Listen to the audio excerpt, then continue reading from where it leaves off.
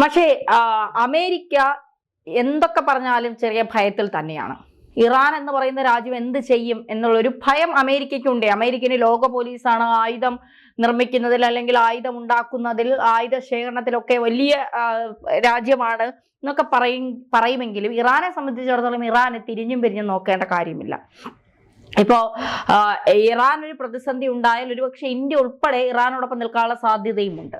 ഇപ്പോ ട്രംപ് പറയുന്നത് ഇറാനിൽ താമസിക്കുന്ന അമേരിക്കക്കാരെല്ലാം തിരിച്ചു വരണം എന്നൊക്കെ ട്രംപ് പറയുന്നുണ്ട്. ഇന്നലെ മസ്കറ്റിൽ ചില ചർച്ചകൾ നടന്നു. അപ്പോൾ ഈ ചർച്ച പരാജയപ്പെട്ടാൽ ഖമനേയി ആശങ്കപ്പെടേണ്ടതുണ്ട് എന്നൊക്കെ അമേരിക്കയിലെ ചില നേതാക്കൾ പറഞ്ഞതായിട്ടുള്ള റിപ്പോർട്ടുകളൊക്കെ പുറത്തു വന്നു. എങ്ങോട്ടാണ് ഈ പശ്ചിമേഷ്യയിലെ ഈ ഒരു സംഘർഷം നീങ്ങുന്നത്? യുദ്ധത്തിലേക്ക് പോവുക എന്നത് വളരെ അപകടകരമായ ഒരു ലോക വ്യവസ്ഥ നിർമ്മിക്കുന്നതിന് സാഹചര്യമായി തീരും. അതുകൊണ്ട് യുദ്ധത്തിലേക്ക് പോകാനുള്ള സാധ്യത കുറവാണ് എന്നാണ് നമ്മൾ പൊതുവെ മനസ്സിലാക്കേണ്ടത്. ഒരു ഡിപ്ലോമസി അമേരിക്ക കാണിച്ചത് ഇറാനുമായിട്ട് ഒരു ചർച്ച അവരുടെ ന്യൂക്ലിയർ ആയുധങ്ങളെ സംബന്ധിച്ചിടത്തോളവും ന്യൂക്ലിയർ വ്യാപനത്തെ സംബന്ധിച്ചിടത്തോളവും നടത്തിക്കൊണ്ടിരിക്കുകയായിരുന്നു. മസ്കറ്റിലെ അതിന്റെ ചർച്ച ഇന്നലെ അവസാനിച്ചു. നമ്മൾ കേട്ട വാർത്ത അത് പക്ഷേ ഏതെങ്കിലും സുഖകരമായ രീതിയിൽ രണ്ട് രാഷ്ട്രങ്ങളും തമ്മിൽ കൃത്യമായിട്ടുള്ള യോജിപ്പിലെത്തിയ ഒരു ചർച്ചയായി പുറത്തേക്ക് വാർത്ത വരുന്നില്ല. പക്ഷേ ഇറാൻ അതിനെക്കുറിച്ച് പറഞ്ഞ് it was A positive talk എന്നാണ് പറഞ്ഞത്. അത് വളരെ ഗുണാത്മകമായിട്ടുള്ള ഒരു ചർച്ചയായിരുന്നു എന്നാണ് അവർ പറയുന്നത്. പക്ഷെ അത് കഴിഞ്ഞ ഉടനെ തന്നെ പെട്ടെന്ന് ട്രംപിന്റെ സ്വഭാവം കാണിച്ചു. ട്രംപ് അതിശക്തമായിട്ട് ഇറാനെതിരെ ആഞ്ഞടിച്ചു. അവരുടെ എണ്ണ വ്യാപാരത്തെ വിഘ്നപ്പെടുത്താൻ പറ്റുന്ന തരത്തിലുള്ള നിർദ്ദേശങ്ങളെല്ലാം നൽകി കഴിഞ്ഞിരിക്കുന്നു എന്നുള്ളതാണ്. എന്നുവെച്ചാൽ എണ്ണക്കച്ചവടം നടത്തണ്ട ഇറാൻ എന്നാണ് ട്രംപ് വിളിച്ചു പറഞ്ഞുകൊണ്ടിരിക്കുന്നത്. അപ്പോൾ ഇറാനെതിരെയുള്ള ഉപരോധം കൂടുതൽ ശക്തിപ്പെടുത്താനായിട്ടുള്ള ശ്രമത്തിലേക്ക് അമേരിക്ക പോകുന്നു. പക്ഷേ അതിനപ്പുറം അമേരിക്കയ്ക്ക് നേരത്തെ പറഞ്ഞതുപോലെ അമേരിക്കയിലിരുന്ന് ചില പ്രമാണിമാർ പറയുന്നത് പോലെ ഖമേനിയുടെ കഷ്ടകാലം എന്ന് പറഞ്ഞു എന്ന് വെച്ചാൽ ഒന്നും ചെയ്യാനില്ല. ഇറാനെതിരെ ഏതെങ്കിലും തരത്തിലുള്ള ആയുധ പ്രയോഗം നടത്തിയാൽ ഇറാൻ തിരിച്ചടിക്കും എന്ന് നേരത്തെ പറഞ്ഞിട്ടുണ്ട്. നിങ്ങളുടെ കപ്പലുകൾ, നിങ്ങളുടെ അർമേഡ, നിങ്ങളുടെ എല്ലാ സാധനങ്ങളും വന്നോട്ടെ, പക്ഷേ ഞങ്ങളുടെ കൈകൾ കാഞ്ചിയിൽ തന്നെയാണ്, സൂക്ഷിച്ച് മാത്രം ഞങ്ങളെ ആക്രമിക്കാനായിട്ട് ശ്രമിക്കുക എന്ന് പറയുന്ന അന്നത്തെ സ്റ്റാൻഡിൽ നിന്ന് ഖമേനിയോ ഇറാനോ ഇതുവരെയായിട്ട് മാറിയിട്ടില്ല എന്നുള്ളതാണ്. കാരണം എന്തിനാണ് അമേരിക്ക അവരെ ആക്രമിക്കുന്നത് എന്നുള്ള ചോദ്യം എല്ലാവരും ചോദിക്കുന്നുണ്ട്. For what purpose? എന്താണ് അതിന്റെ റീസൺ? അങ്ങനെ പ്രത്യേകിച്ച് റീസൺ ഒന്നുമില്ല. ട്രംപ് പറഞ്ഞ കേട്ടില്ല എന്ന് പറഞ്ഞാൽ കേൾക്കാത്ത ആളുകളെയൊക്കെ ആക്രമിക്കുക, അവരുടെ രാഷ്ട്രത്തിന് നേരെ ഇതുവരെ വിമാനവാഹിനി കപ്പലുകൾ അടക്കം അർമേഡ കൊണ്ടുവന്ന് താഴ്ത്ത തരിപ്പണമാക്കുമെന്ന് പ്രഖ്യാപിക്കുക. ഇതാണ് ചോദ്യം, ലോകം മുഴുവൻ ചോദിക്കുന്ന ഒരു കാര്യമാണ്. അങ്ങനെ ഈ സംഭവവികാസങ്ങൾ നടക്കുന്ന സമയത്ത് ഇറാനെ സഹായിക്കുന്നതിന് ശക്തമായിട്ട് അണിനിരക്കാനായിട്ട് റഷ്യയും ചൈനയും തയ്യാറാവുകയും ഇന്ത്യ പോലും അതിനൊപ്പം നിൽക്കുന്ന ഒരു സാഹചര്യം. കാരണം ഇതെല്ലാം വ്യാപാര താല്പര്യങ്ങളുടെ പ്രശ്നമാണ്. ഇന്ത്യയിൽ നിന്ന് മാറി നിന്നിട്ട് ഒരു ഗുണകരമായിട്ടുള്ള വ്യാപാര താല്പര്യമില്ല. കാരണം ഇറാനുമായിട്ട് പല വ്യാപാര ഇടപാടുകളും നാം നടത്തിക്കൊണ്ടിരിക്കുകയാണ്. നാം അവിടെ നിന്ന് എണ്ണ വാങ്ങിച്ചുകൊണ്ടിരിക്കുന്നുണ്ട്. നമുക്ക് അങ്ങനെ എണ്ണ വാങ്ങാനായിട്ടുള്ള ആ സൗകര്യം ലാഭകരമായി നിൽക്കുകയാണെങ്കിൽ നമ്മൾ എന്തിനത് ഉപേക്ഷിക്കണം? ഇതാണ് ഇന്ത്യയുടെ പൊതുവായിട്ടുള്ള കാഴ്ചപ്പാട്. ചൈനയുടെയും കാഴ്ചപ്പാട് അത് തന്നെയാണ്, റഷ്യയുടെയും കാഴ്ചപ്പാട് തന്നെയാണ്. ട്രംപിന് അനുസരിച്ച് തുള്ളാൻ അവർ നിൽക്കേണ്ട കാര്യമില്ല. അവർക്ക് അവരുടേതായിട്ടുള്ള താല്പര്യങ്ങൾ, ട്രംപിൻ്റെതായിട്ടുള്ള താല്പര്യങ്ങൾ. ഈ താല്പര്യങ്ങൾ ഏറ്റുമുട്ടുമ്പോഴാണ് അത് സംഘർഷത്തിലേക്ക് പോകുന്നത്. ഇവിടെ സംഘർഷം നടത്തി വലിയ തരത്തിൽ ഫോഴ്സിനെ കൊണ്ടുവന്ന് ഇറാനെ വളഞ്ഞ് നിന്നെ ഞങ്ങൾ ശരിപ്പെടുത്തും എന്ന് പ്രഖ്യാപിച്ചാണ് ട്രംപ് കാര്യങ്ങളൊക്കെ നടത്തിയത്. നമ്മൾ കഴിഞ്ഞ ആഴ്ചയിൽ എന്ത് കരുതിയത്? ഇപ്പൊ തന്നെ ഇറാനെ ആക്രമിക്കും എന്നാണ് കരുതിയത്, അല്ലേ? എബ്രഹാം ലിങ്കൺ എന്ന് പറയുന്ന ആ വിമാനവാഹിനി കപ്പൽ, ആ പടക്കപ്പൽ അവിടെ എത്തിക്കഴിഞ്ഞപ്പോൾ കരുതി ഉടനെ ആക്രമണം ഉണ്ടാവും. പക്ഷെ ഒന്നും സംഭവിച്ചില്ല. സംഭവിക്കാനായിട്ട് ഉള്ള കരുത്ത് യഥാർത്ഥത്തിൽ അമേരിക്കയ്ക്കില്ല എന്നോ അല്ലെങ്കിൽ എന്തെങ്കിലും സംഭവിച്ചാൽ അതിനെ പ്രതിരോധിക്കാനുള്ള കരുത്ത് ഇറാനുണ്ടോ എന്നുമാണ് അതിൽ നിന്ന് നമ്മൾ വായിച്ചെടുക്കേണ്ടത്. നമുക്കറിയാം ഇറാൻ പറഞ്ഞ എന്താണ്? ഞങ്ങളെ ആക്രമിച്ചാൽ ഞങ്ങൾ തിരിച്ചടിക്കും. ഞങ്ങൾ തിരിച്ചടിക്കുന്നത് അമേരിക്കയല്ല തിരിച്ചടിക്കുന്നത്, അമേരിക്കയുടെ ഗൾഫിലുള്ള താവളങ്ങളെയാണ് തിരിച്ചടിക്കുന്നത്. എന്നുവെച്ചാൽ ആ താവളങ്ങൾ സ്ഥാപിച്ചിരിക്കുന്ന അറബ് രാഷ്ട്രങ്ങൾ, ഖത്തറടക്കം കുവൈറ്റ് അടക്കം അങ്ങനെയുള്ള രാഷ്ട്രങ്ങളിലേക്ക് വൻ ആക്രമണം നടത്തും. അത് നടത്താനുള്ള ശേഷി ഇറാനുണ്ടെന്ന് എല്ലാവർക്കും അറിയാം. കാരണം ഇസ്രായേലിനെ ആക്രമിച്ചാണ്. ഇനി അത് മാത്രമല്ല, ഇസ്രയേലിനെ അടിക്കും, ഇസ്രയേലിനെ അടിക്കും, രണ്ടിനെയും ഞങ്ങൾ തകർക്കും എന്നാണ് പറഞ്ഞിരിക്കുന്നത്. മനസ്സിലായി? അപ്പോൾ ഈ ഒരു പ്രഖ്യാപനം അത് മുഖവിലെടുക്കാണ്ട് യഥാർത്ഥത്തിൽ അമേരിക്ക നിർബന്ധിതമായി.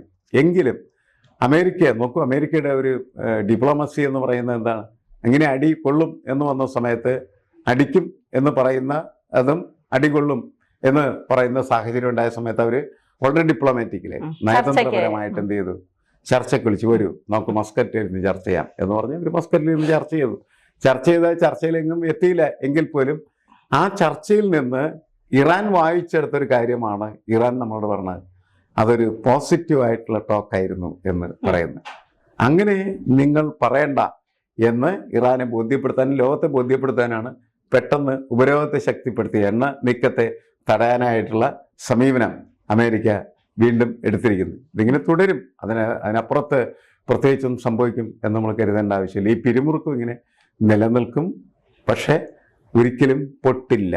ബോംബ് പൊട്ടില്ല, ഒരു മിസൈലും പൊട്ടില്ല, ഒരു വെടി പോലും പൊട്ടില്ല എന്നാണ് നമുക്കിപ്പോൾ തോന്നുന്നത്. കാരണം പൊട്ടിയാൽ അത് ഒരു അവസാന പൊട്ടലിന് തുടക്കമായി മാറിത്തീരും. അതിന് എല്ലാവരും ഭയപ്പെടുന്നുണ്ട്. അമേരിക്കയും ഭയപ്പെടുന്നുണ്ട്, ഇറാനും ഭയപ്പെടുന്നുണ്ട്, ഇസ്രായേലും ഭയപ്പെടുന്നുണ്ട്. കാരണം എന്ന് വെച്ചാൽ ഒരു രക്ഷമില്ലാത്തൊരു സാഹചര്യം വന്നാൽ ഒരു ന്യൂക്ലിയർ ബോംബ് എടുത്ത് അവർ ഇസ്രായേലിന് നേരെ പ്രയോഗിക്കും. ഈ സാധനം ഈ ലോകത്ത് തന്നെ തുടച്ചു മാറ്റപ്പെടും. അതോടൊപ്പം ഇറാനും ഇല്ലാണ്ടാവും. ഇറാനും ഒക്കെ കത്തിപ്പോവും. മനസ്സിലായി? അപ്പോൾ ഇറാനും ഇസ്രായേലും അറബ് രാഷ്ട്രങ്ങളൊക്കെ കത്തിപ്പോകുന്ന ഒരു യുദ്ധത്തിലേക്ക് പോകണോ വേണ്ടയോ എന്ന് തീർച്ചയായിട്ടും ഇസ്രായേൽ ആലോചിക്കുന്നുണ്ടാവും, അമേരിക്ക ആലോചിക്കുന്നുണ്ടാവും.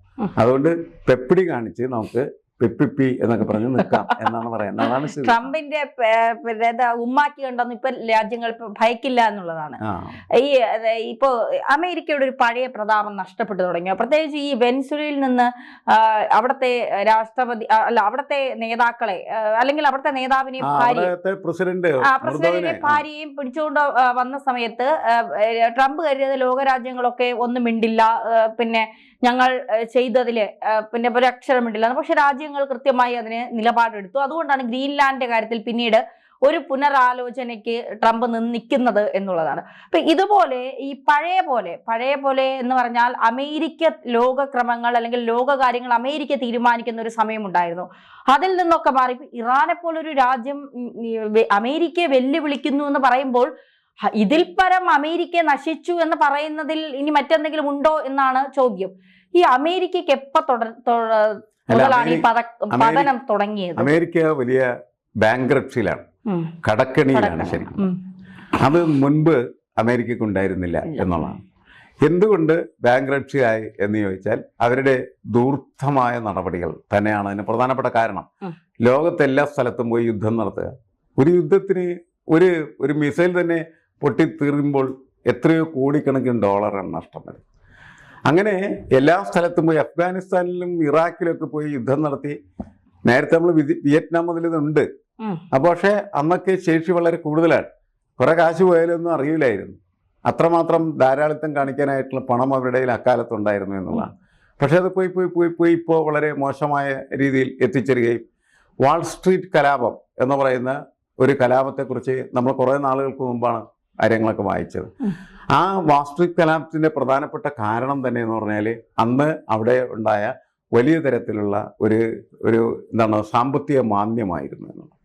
സാമ്പത്തിക മാന്ദ്യം വായിച്ച സമയത്താണ് അല്ലെങ്കിൽ അത് ബാധിച്ച സമയത്താണ് അവർ തെരുവിൽ ഒരു പ്രക്കാർഡുമായിട്ട് ഇറങ്ങി. എന്താണ്? ഐ ആം 99% ബിലോങ് ടു 99% എന്ന് വെച്ചാൽ 1% സമ്പന്നരാണ് അമേരിക്ക ഭരിച്ചുകൊണ്ടിരിക്കുന്നത്. ബാക്കി 99% ആളുകൾക്കും ആ ഭരണത്തിലും ആ സംവിധാനത്തിലും ഒരു പ്രാമുഖ്യമില്ല. അവർ ദരിദ്രരാണ് ശരിക്കും പറഞ്ഞാൽ. അതുകൊണ്ടാണ് അവർ തെരുവിലിറങ്ങി ഞാൻ 99% ഒരു ഭാഗമാണ് എന്ന് പറയുന്ന പ്ലക്കാർഡൊക്കെ ഉയർത്തി നടന്നിരുന്നത്. അന്നൊക്കെ വലിയ തരത്തിലുള്ള കുഴപ്പം ബാധിച്ചിരുന്നതിന് പിന്നെ ട്രംപിനെ വീണ്ടും എന്തുകൊണ്ട് തിരഞ്ഞെടുത്തു എന്ന ചോദ്യം വരുന്ന സമയത്ത് അതിനുള്ള ഉത്തരം ഇതാണ്. അമേരിക്കയിൽ ഈ ഇമ്മിഗ്രൻസ് വലിയ പ്രശ്നങ്ങൾ സൃഷ്ടിച്ചുകൊണ്ടിരിക്കുന്നുണ്ട്. പല സ്ഥലത്തു നിന്നും വരുന്നതായിട്ടുള്ള അഭയാർത്ഥികൾ, അവിടെ കുടിയേറി പാർക്കുന്നതായിട്ടുള്ള ആളുകൾ. അപ്പോൾ ആ കുടിയേറി പാർക്കുന്ന ആളുകൾ നിയമപരമായിട്ടുള്ള കുടിയേറ്റമാണ് നടത്തുന്നതെങ്കിൽ അമേരിക്കക്ക് കുഴപ്പമില്ല. പക്ഷേ നിയമവിരുദ്ധരായിട്ട് അങ്ങനെ കടന്നു വന്ന ആളുകൾക്കെതിരെ നടപടിയെടുക്കാൻ ട്രംപിന് മുമ്പ് വന്ന ഭരണാധികാരികൾ കഴിഞ്ഞിരുന്നില്ല. ട്രംപ് എന്ത് ചെയ്തു? അതിശക്തമായിട്ട് അവർക്കെതിരെ നടപടിയെടുത്ത് എക്കെതിരെ കൈവിലങ്ങ് വെച്ചൊക്കെ വിമാനത്തിൽ കയറ്റി അവരെ രാജ്യത്ത് നിന്ന് പുറത്താക്കുന്ന സ്ഥിതി ഉണ്ടായി. പക്ഷേ ഇത് തുടർന്ന സമയത്ത് ഏറ്റവും കൂടുതൽ ആളുകൾ വെനിസ്വലയിൽ നിന്നാണ് അമേരിക്കയിലേക്ക് വന്നിരുന്നത്. അപ്പോൾ ഇതിങ്ങനെ എല്ലാവരും ഓടിച്ചു കഴിഞ്ഞപ്പോൾ പെട്ടെന്ന് അവിടെ ഉണ്ടായ പ്രശ്നം എന്താണെന്ന് വെച്ചാൽ അവിടുത്തെ കൃഷിയിടങ്ങളിൽ പണിയെടുക്കാനായിട്ട് തൊഴിലാളികളില്ലാതെ ഈ അമേരിക്കക്കാരുണ്ടല്ലോ വെളുത്തവരെന്ന് പറയുന്നത്, ആ വെളുത്തവർക്ക് ഈ പാടങ്ങളിൽ ഇറങ്ങി പണിയെടുക്കാനായിട്ട് അവർക്ക് താല്പര്യമില്ല. അപ്പൊ അവിടെ പണിയെടുക്കണമെങ്കിൽ എന്ത് വേണം? വെനിസ്വലക്കാർ വേണം. അങ്ങനെ വെനിസ്വലയിൽ നിന്ന് മെക്സിക്കോയിൽ നിന്ന് വളരെയധികം ആളുകൾ അങ്ങോട്ട് കുടിയേറി പാർക്കുന്നുണ്ടായിരുന്നു. അപ്പൊ അവരെ തടഞ്ഞു നിർത്തി കഴിഞ്ഞാൽ തീർച്ചയായിട്ടും അമേരിക്കയുടെ പ്രവർത്തനങ്ങളൊക്കെ നിശ്ചലമായി പോകും എന്ന തോന്നലുണ്ടായി. 1. 2, അമേരിക്കയുടെ ടെക്നോളജി അത് മുന്നോട്ട് കൊണ്ടുപോകുന്ന ആരാണ്?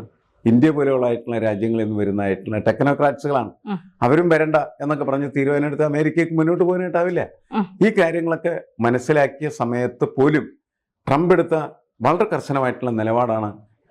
ട്രംപ് ഉണ്ടാക്കിയ ഒരു കൺസെപ്റ്റ് എന്താണെന്ന് വെച്ച് കഴിഞ്ഞിട്ടുണ്ടെങ്കിൽ ഫസ്റ്റ് വൈറ്റ് എന്നുള്ളതാണ്. വെള്ളക്കാരന് പ്രാധാന്യം, വെള്ളക്കാരൻ്റെതാണ് അമേരിക്ക എന്ന് പറയുന്ന ഫീൽ ഉണ്ടാക്കുകയും ഇനി ഒരു കാലത്തും അമേരിക്കയിൽ വെള്ളക്കാരനല്ലാത്ത ഒരാൾ ഭരണാധികാരിയായി വരേണ്ട എന്ന തരത്തിലേക്ക് അമേരിക്കയിലെ വെള്ളക്കാരെ എന്ത് ചെയ്തു? നമ്മുടെ ഇവിടെ പറയില്ലേ മതധ്രുവീകരണം എന്നൊക്കെ പറയുന്നവരെ അവിടെ ശരിക്കും വർണ്ണ ധ്രുവീകരണം നടത്താനായിട്ട് ട്രംപിന് കഴിഞ്ഞു എന്നുള്ളതാണ്.